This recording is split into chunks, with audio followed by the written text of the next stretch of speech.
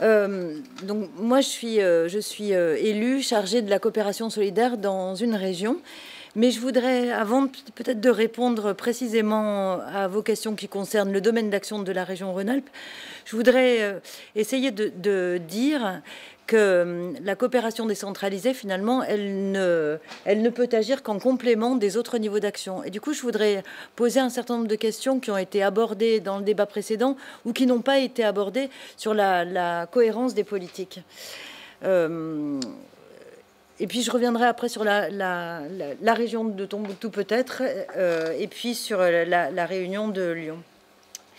Tout à l'heure, on a fait un point sur l'action de la France, mais je voudrais revenir sur l'actualité, dire que la France est engagée militairement en Centrafrique, qu'elle a donc plaidé très récemment pour réunir 500 millions d'euros pour la reconstruction du pays auprès des instances internationales, qu'elle est engagée depuis plus d'un an au Mali, qu'elle a obtenu 3,2 milliards à Bruxelles d'efforts exceptionnels sur 2 ans pour ce fameux plan de relance du développement durable au Mali, et qu'elle installe durablement un réseau d'intervention militaire dans tout l'espace sahélien et l'Afrique de l'Ouest. On voit le périmètre géographique qui se construit petit à petit.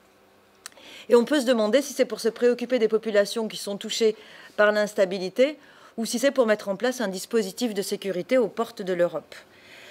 En fait, cet engagement, ça représente des crédits militaires qui sont énormes pour la sécurisation. On a parlé tout à l'heure de ce que représentait l'aide publique au développement, mais on ne l'a pas mis en balance avec la dépense que représentent les crédits militaires. C'est 400 millions d'euros dès la mi-2013, à comparer, à mettre en balance avec les 200 millions d'euros en 10 ans pour le Mali. Donc la France est engagée sur ces crédits militaires énormes et puis à stimuler l'aide internationale pour la reconstruction. Et en fait, ça a été dit tout à l'heure, c'est deux positionnements de la France et de postures de la France font suite à un abandon en quelque sorte de ces pays les plus pauvres du monde et à une politique à minima sur les questions d'éducation et de santé, et puis des politiques qui ne ciblent pas les priorités des populations de ces territoires. On nous a parlé tout à l'heure de ces jeunes sans emploi et de ces jeunes et de ces populations sans perspective. Alors, donc le constat qu'on peut faire sur ces faits d'actualité, que tout le monde connaît bien, c'est que la France et l'Europe interviennent après coup avec des dépenses militaires qui sont supérieures à l'APD depuis 20 ans.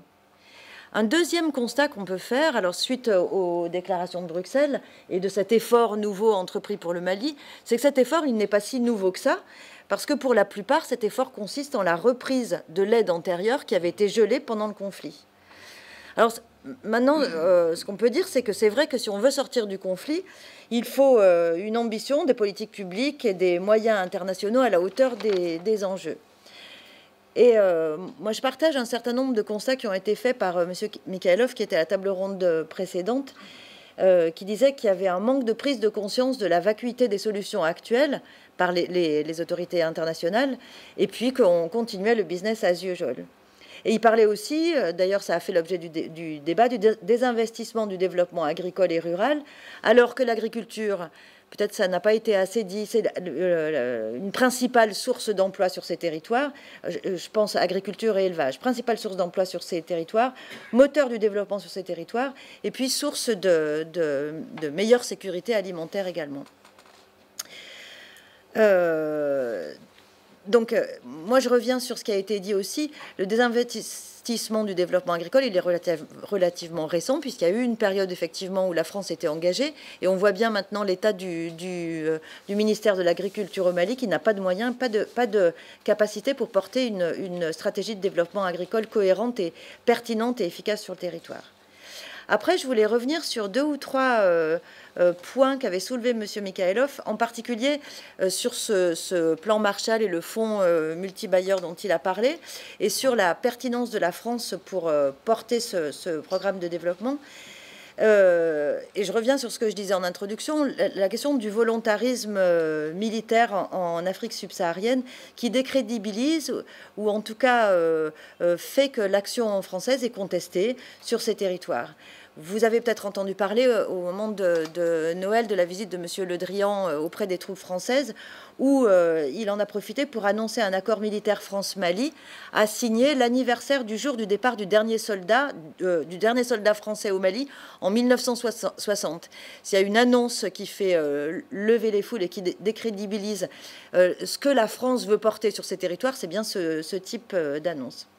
Alors, voilà, pour ces raisons-là, enfin en tout cas pour cette raison-là, est-ce que la France est légitime pour porter, ce fonds? On peut se poser la question. Sur l'expertise technique aussi, il a parlé de l'expertise du CIRA, de l'expertise de l'IRD. On a deux types d'expertise. On a cette expertise-là qui est effectivement le fruit d'une recherche et d'une connaissance approfondie. Et puis après, sur les instruments particuliers de l'Agence française de développement, un rétrécissement de l'assistance technique et peut-être un manque de corrélation justement entre l'assistance technique que peut porter l'AFD elle-même et puis les organismes de recherche qui travaillent et qui sont effectivement pointus sur ces questions. Et puis sur la légitimité de la France, il y a aussi la question des financements. On a donné tout à l'heure des chiffres, M. Mikhaïlov les a donnés, c'est 130 millions sur le développement rural, sur un total de l'AFD de 5 milliards. Et puis aussi, on a évoqué la question de la loi d'orientation et de programmation. Moi, j'aurais bien aimé qu'on approfondisse la question. Il y a aussi un délaissement des pays les moins avancés au profit des pays émergents ou nouveaux émergents ou au profit des nouveaux marchés de la planète. Et ça, c'est une question à porter aussi pour les collectivités territoriales. Qu'est-ce qu'on veut porter quand on porte de l'aide publique au développement? Est-ce que développer des marchés dans les pays émergents, c'est de l'aide publique au développement, ou est-ce que c'est une autre politique différente et qu'il faut déconnecter de l'aide publique au développement, bien montrer que ce sont deux choses différentes. Voilà, alors sur la question... donc pour toutes ces raisons, on peut se poser la question de ce que dit la France, de ce que fait la France. Il y a un discours d'un côté, puis il y a en réalité une action qui peut être contestable. C'est vrai que la France peut alimenter un fonds multibailleur. C'est vrai qu'elle peut participer aux orientations stratégiques. Est-ce qu'elle peut le porter au vu de ce qu'elle fait? En tout cas, on peut se poser la question. Et moi, en tant qu'actrice de la coopération décentralisée, ça m'interroge aussi de voir que je suis dans un des maillons de cette politique nationale des acteurs, et ça m'interroge aussi de savoir ce que je fais par rapport aux autres niveaux d'action. Après, sur la question des priorités, et encore une fois, sur la question de la loi d'orientation, je crois qu'il faudra bien regarder comment la France priorise la question de la lutte contre la pauvreté et la question même de l'éradication de la pauvreté, comment elle porte ces questions. Mais on ne peut pas se contenter de parler de lutte contre la pauvreté et de parler de coopération bilatérale et de parler de coopération décentralisée si on ne porte pas la question des régulations internationales. Là, il y a un véritable nœud pour protéger les activités existantes sur les territoires, pour éviter l'évasion fiscale vers les paradis fiscaux et vers les économies développées, et pour éviter la captation des ressources. Et puis, il y a aussi un travail à faire sur la régulation internationale en matière de politique agricole. On vous a distribué tout à l'heure un document que je soutiens, comme beaucoup d'ONG de solidarité, enfin je ne suis pas une ONG de solidarité internationale, mais en tant que politique, appartenant à un mouvement politique, et comme beaucoup d'ONG de solidarité internationale et de développement, c'est un document sur l'initiative Afrique de l'Ouest qui porte les noms de ses auteurs, Mazoyer, Koulibaly, De Schutter, qui demande des politiques de protection aux frontières régionales des importations de produits vivriers du reste du monde pour permettre aux agricultures paysannes de nourrir les territoires et d'avoir des revenus décents. On peut bien porter des politiques agricoles microscopiques sur les territoires. Si ces politiques agricoles microscopiques sur les territoires sont démantelées parce qu'au niveau international, on a notre propre protectionnisme et on continue à inonder ces territoires de nos propres productions agricoles, on est dans une incohérence qui ne permet pas effectivement à l'aide publique au développement, enfin aux politiques de développement d'être efficaces. donc, dans ce document, cette réflexion d'agronomes, d'économistes sur les politiques, sur les régulations agricoles internationales, on parle aussi du renforcement des capacités des agricultures paysannes. Et plutôt que de compter sur l'aide publique au développement, moi je continue à dire qu'elle est importante et qu'il faut que les populations se mobilisent pour interpeller les politiques pour que cette aide publique au développement continue à exister et qu'elle soit importante. Mais dans les faits, si je pense qu'il faut se mobiliser, dans les faits, l'APD est de moins en moins importante. On a vu comment elle était calculée, comment elle était amputée. Donc plutôt que de compter sur cette APD, il faut favoriser les conditions de travail et les conditions de revenus de la majorité des populations sahéliennes en travaillant sur la capacitation ou l'empowerment, ça dépend du vocabulaire qu'on utilise, des populations elles-mêmes. En impulsant un crédit agricole et puis des services techniques agricoles. Dans la note de M. Mikhaïlov, il parle beaucoup des services techniques agricoles à mettre en place, à renforcer. Il ne parle pas beaucoup de crédit agricole nécessaire pour des investissements importants et moins importants sur les territoires. Après, donc, reste la question qu'on a beaucoup abordée des capacités institutionnelles, administratives et techniques des États faibles et la question du rôle de la coopération multi-acteurs et multi-niveaux avec les ONG, les collectivités territoriales. C'est effectivement ce qu'on essaie de porter, nous, dans la coopération décentralisée. En travaillant aussi sur donc, le renforcement du niveau local. On a parlé tout à l'heure, on parlait des micro-projets, on a parlé des frais des superstructures, on a parlé des frais des grosses ONG, et puis on a parlé de la légitimité des petites associations.